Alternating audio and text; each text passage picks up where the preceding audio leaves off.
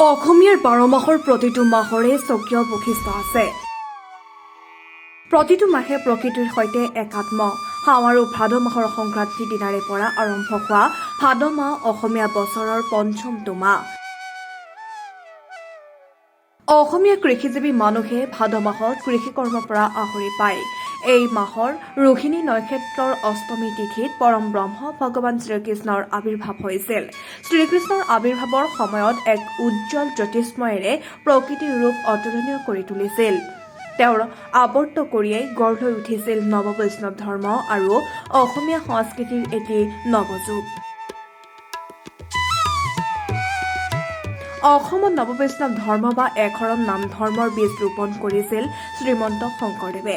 তেখেতৰ এই ৰসময়ী ভক্তিময়ী ধাৰাই অসমীয়া সমাজ জীৱনত সুপ্ৰতিষ্ঠিত কৰি বৰ্ণ ভেদাভেদ নিৰ্মূল কৰি সুশৃংখল ৰূপে গঢ়ি তুলিবলৈ প্ৰতিষ্ঠা কৰিছিল সত্ৰ আৰু নামঘৰসমূহ।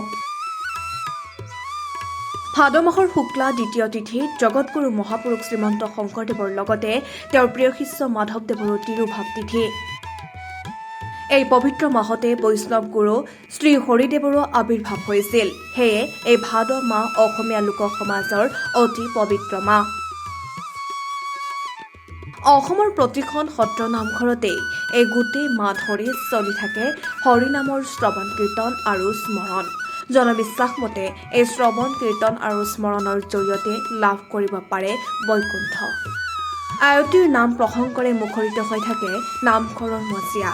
ভাদ মাহৰ অষ্টমী তিথিত অতি উলহ মালহেৰে ভক্তিভাৱেৰে ভগৱান শ্ৰীকৃষ্ণৰ জন্মতিথি জন্মাষ্টমী হিচাপে পালন কৰা হয়। জন্মাষ্টমীৰ পাছদিনা নন্দ উৎসৱ পতা হয়। ভাদ মাহত শ্ৰীকৃষ্ণৰ জন্ম লাভ কৰিছিল বাবেই এই মাহটো হিন্দু ধৰ্মাৱলম্বী লোকসকলে পবিত্ৰ মাহ হিচাপে গণ্য কৰা হয়।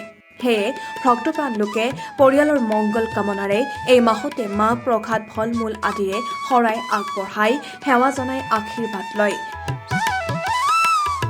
গুৰুজনাৰ অৱদান নাম কীৰ্তন ধ্বনিৰে সকলোৰে মনলৈ ভক্তিভাৱ আনে। সেয়ে ভাদ মাহ এটা পবিত্ৰ পুণ্যৰ মাহ।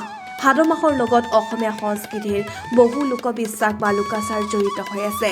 এনে এক পবিত্ৰ মাহত কোনো লোকৰ মৃত্যু হলে পৰিয়ালৰ বাবে অমংগল বুলি ভবা হয়। এই মাহত খাদ্য বিচাৰো মন কৰিবলগীয়া।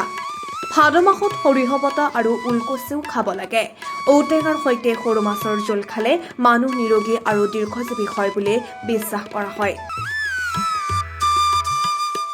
তাৰোপৰি ভাদ মাহৰ পখৰ ৰ'দত বাকচৰ কাপোৰ ৰ'দত উলিয়াই দিয়ে।